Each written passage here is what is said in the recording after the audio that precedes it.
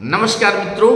आज सुबह जब अपने मित्र के यहाँ पहुंचा तो देखता क्या हूं कि मेरे मित्र और उनकी पत्नी के बीच में जोरदार झड़प चल रही थी।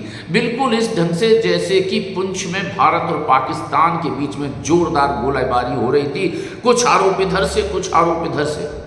बड़ी देर तक मैं उनकी बैठक में बैठा, उनका इंतजार करता रहा कि मेरे मित्र आएंगे और मुझसे बात करेंगे।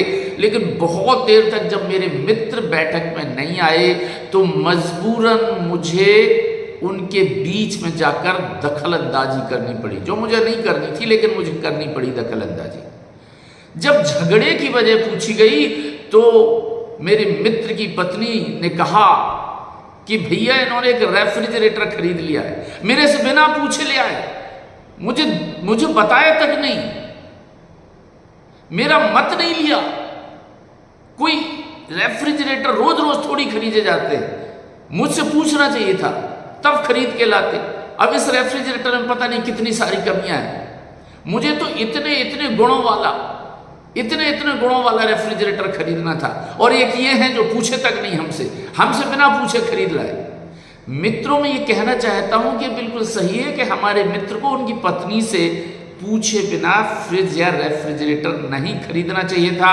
उन्हें अपनी पत्नी का अभिमत या उनका मत जरूर लेना था कि कैसा रेफ्रिजरेटर खरीदना है, कैसा फ्रिज खरीदा जाना है जिससे कि एक अच्छा सर्वगुण संपन्न फ्रिज या रेफ्रिजरेटर घर में आ सकता। मित्रों, बड़ी हास्यास्पद स्थिति है, बहुत ही हास्यास्पद स्थिति है। एक फ्रिज, एक रेफ्रिजरेटर, यहां तक कि छोटी छोटी चीजें खरीदने के लिए हम गुस्सा हो जाते हैं कि हमसे नहीं पूछा गया, हमारा मत नहीं लिया गया, हमारा अभिमत नहीं लिया गया। लेकिन जब बात आती है देश की सरकार को चुनने की, तो हम घर बैठ के टीवी पर क्रिकेट मैच देखते हैं या अपनी मनपसंद का कोई सास बहू का सीरियल देखती रहती हैं हमारी माँ बहन और भाभियां। एक रेफ्रिजरेटर के लिए हमारी भाभी माँ बहन लड़ सकती है कि हमसे बिना पूछे आप रेफ्रिजरेटर कैसे ले आए, या उसका पति, हमारा भाई, हमारा भतीजा, हमारा दादा, हमारा नाना, हमारा फूफा अपनी पत्नी से लड़ जाता है छोटी छोटी बात पर कि हमसे बिना पूछे तुमने आज फिर आलू की सब्जी बना ली, हमसे बिना पूछे आज तुमने फिर मूंग की दाल बना ली, हमारा मत क्यों नहीं लिया। ओफो, दाल सब्जी बनाने के लिए, साड़ी का रंग डिक्लेयर करने के लिए, रेफ्रिजरेटर खरीदने के लिए हमारे मत अगर कोई नहीं लेता है, हमारा अभिमत अगर कोई नहीं लेता है तो हम बहुत गुस्सा हो जाते हैं, 4-6 दिन तक मुंह फुला के घूमते रहते हैं। लेकिन मित्रों, जब देश की सरकार चुनने की बात आती है तो हम बिल्कुल भी चिंता नहीं करते। जब बात देश की आती है, देश के विकास की आती है, देश के सुधारात्मक सुझावों की आती है, तो हम चुप बैठे रहते हैं, अपना मत डालने के लिए मतदान केंद्र तक नहीं जाते। क्या ये सब ठीक है मित्रों? क्या ये सब ठीक है?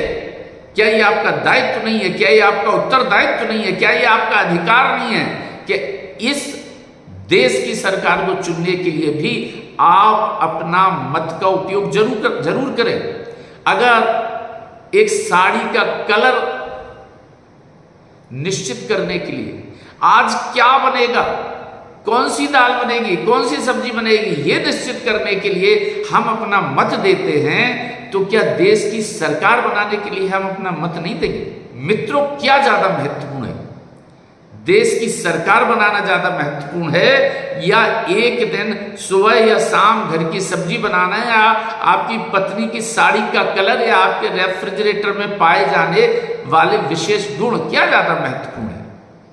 ये इस बात पर निर्भर करता है कि आपकी सोच किस स्तर की है।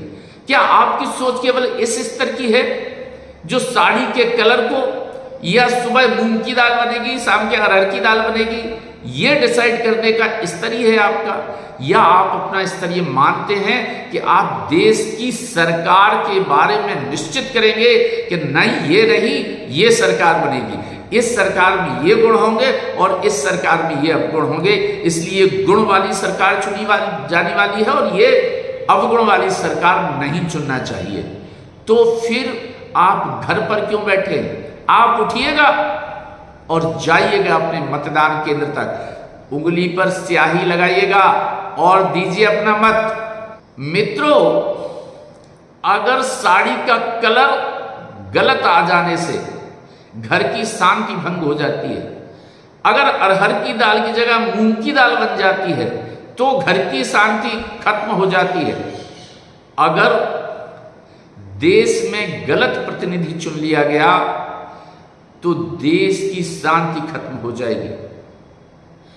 आपका उत्तरदायित्व है कि आप खुद सोचिए कि आपको किस प्रकार का प्रतिनिधि चाहिए और जाकर चुनाव कीजिए मतदान केंद्र पर उस जनप्रतिनिधि का। मित्रों, भारत शासन ने, चुनाव आयोग ने ये निर्देश दिए हैं कि ज्यादा से ज्यादा मतदान कराया जाए, मतदान प्रतिशत बढ़ाया जाए। जो व्यक्ति, जो वोटर्स अपना मत डालने के लिए मतदान केंद्र तक नहीं जा सकते, मैं मानता हूं कि वो पंगु हैं, वो अक्षम हैं और उन्हें देश से कुछ लेना देना नहीं है। वो केवल अल्लम गल्लम बकने वाले लोग हैं और जो केवल अपना पेट भरने वाले लोग हैं। चुनाव आयोग के स्पष्ट निर्देश है शासन को कि ज्यादा से ज्यादा वोटर्स को उनके घरों से निकाला जाए और इन वोटर्स को मतदान केंद्र तक लाया जाए और मतदान का प्रतिशत ज्यादा से ज्यादा बढ़ाया जाए।